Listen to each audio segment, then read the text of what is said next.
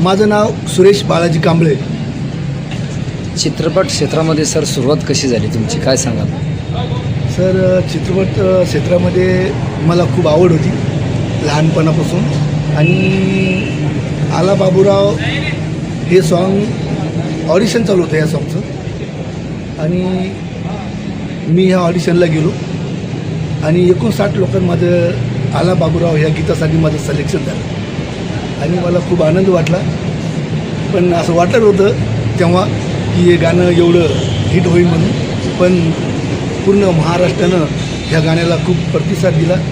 आणि खरंच मी पूर्ण महाराष्ट्राच्या जनतेचे धन्यवाद मानतो. कारण त्यांच्यामुळं माझी आज ओळख निर्माण झाली.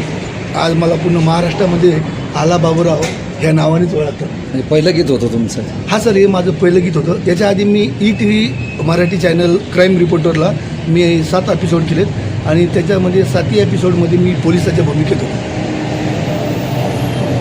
त्याच्यानंतर तुम्ही कुठले सॉन्ग केले सर? तर आला बाबूरावनंतर माझं आला तात्या, फेमस पिताजी, जाऊन सासरवाडीतं, सपू तुझा फुगा दे, गुलाबी साडीतं,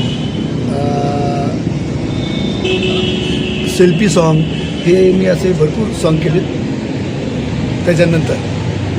त्यानंतर कुठे चित्रपटात कुठं ऑफर बिफर आली तुम्हाला? हां सर, त्याच्यानंतर मी बरेच 2-4 चित्रपट केलेत आणि फक्त ते थोडे अर्धवट राहिले. पण आता एक नवीन चित्रपट करतो मी, वैराट नावाचा. त्याचे दिग्दर्शक आहे, डायरेक्टर, निर्माता गिरीराज राजूरकर. तर मी पुण्याला शूटिंगला गेलो तिथं आणि त्या चित्रपटामध्ये माझं आमदारचं कॅरेक्टर आहे. एक पॉवरफुल आमदार मी त्या चित्रपटामध्ये दाखवलं. आणि शक्यतो दिवाळीच्या जवळपास तो पिक्चर रिलीज होणार आहे.